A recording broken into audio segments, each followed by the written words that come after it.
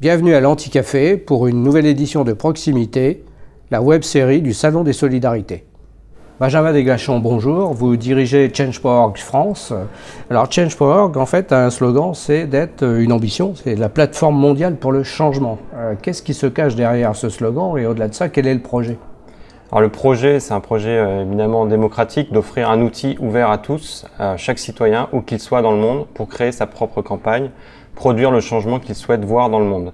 Et c'est parti des États-Unis avec le projet de Ben Rattray, le fondateur et directeur général de Change.org, qui a eu cette intuition d'utiliser le pouvoir de connexion d'Internet, non pas simplement pour se connecter et interagir avec d'autres personnes, mais pour pouvoir agir sur le monde, sur les décisions qui sont prises au quotidien pour faire avancer la société.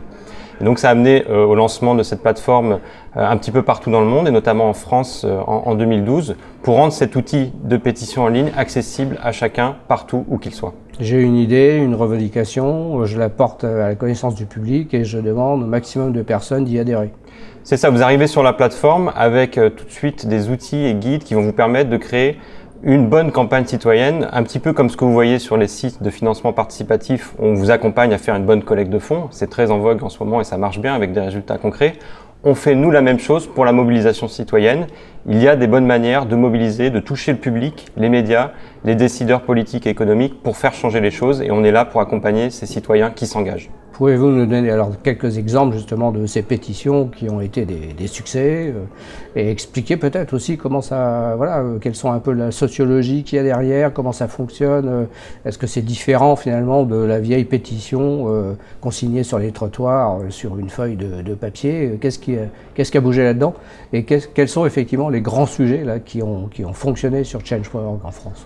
Je pense que c'est ça qui rend le projet assez passionnant, c'est que chaque jour, on a même calculé avec des outils statistiques, chaque heure dans le monde aujourd'hui sur Change.org, une pétition aboutit à une victoire. Qu'est-ce que ça veut dire? C'est que chaque heure dans le monde, une pétition aboutit à un changement politique ou économique concret. Et on a des centaines d'exemples en France depuis le lancement de la plateforme en 2012. Ces derniers jours, la ministre de l'Éducation française a annoncé un plan de lutte contre le harcèlement scolaire, en réponse très directe à une pétition lancée par Nora Fraisse, une maman qui avait perdu sa fille qui s'est suicidée après avoir été harcelée à l'école. La ministre de l'Éducation, Najat Vallaud-Belkacem, est même venue sur la plateforme répondre à cette pétition, puisqu'on permet non seulement aux citoyens d'agir, mais aussi aux décideurs de venir capter ces conversations, ces demandes, et de venir y répondre directement sur la plateforme via leur profil. C'est là la nouveauté d'ailleurs, c'est-à-dire que c'est une sorte de dialogue en direct qui permet à la partie prenante de réagir sur la partie actante. Exactement, le principe qu'on est fier de défendre, c'est l'idée d'une démocratie connectée, où finalement c'est bien que les citoyens puissent s'engager, mais c'est bien aussi que les décideurs puissent être au courant de ce qu'on leur demande et qu'ils puissent agir. Donc finalement, ensemble, on puisse co-construire les décisions qui font changer la société. Et du coup, ce que vous voyez sur la plateforme en France et dans le monde, c'est le reflet aussi des thèmes qui préoccupent les citoyens. C'est un petit peu un baromètre social et politique de ces thèmes. C'est ainsi que dans les victoires récentes, il y a aussi cette loi qui va obliger les supermarchés à distribuer leurs invendus alimentaires. C'est encore en discussion au Parlement, mais ça avance. C'est aussi récemment un projet industriel de grande ampleur qui menaçait la forêt du Morvan, qui a été stoppé par le Conseil d'État suite à une série de mobilisations sur le terrain et une pétition citoyenne sur Change.org. Donc sur ces grands thèmes sociaux, environnementaux, économiques, vous avez de plus en plus de pétitions qui prennent de l'ampleur et qui aboutissent chaque jour à des décisions concrètes. Avec des dimensions, vous le disiez, locales, nationales ou internationales. On est vraiment sur un outil qui parle à toutes les échelles, très contextualisé.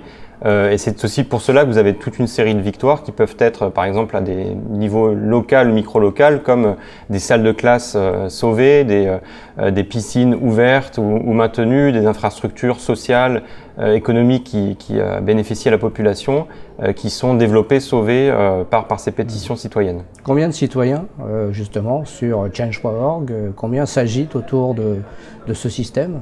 Alors sur 120 millions d'utilisateurs dans le monde, il y a 5,5 millions d'utilisateurs en France. Donc quelque part, on est vraiment devenu le média de l'engagement dans ce pays et dans d'autres. C'est intéressant de voir que ces nombreux citoyens reviennent sur la plateforme, créer, signer, partager des pétitions et finalement exprimer par là une forme d'engagement très forte. Alors vous êtes la plateforme de l'engagement en France, mais du coup, comment se passent vos relations avec les associations, celles de plaidoyer, celles de développement, les ONG, comment ça se passe quoi? Parce que finalement, vous marchez un peu sur leur plate-bande. Ben, je pense que c'est vraiment pas le cas, c'est même tout le contraire. Si vous prenez la France, avec son tissu associatif très dense, ça va pas être une surprise de voir que sur Change.org, il y a énormément d'associations, de collectifs qui utilisent l'outil pour mobiliser les citoyens. Et finalement, plus il y a de citoyens qui découvrent l'engagement sur cette plateforme ouverte, plus ça peut bénéficier à ce tissu d'associations qui, pour la plupart, ont un besoin criant de trouver de nouveaux publics. Et ces publics, ils sont où maintenant grâce à l'usage d'Internet? Ils sont souvent sur Internet.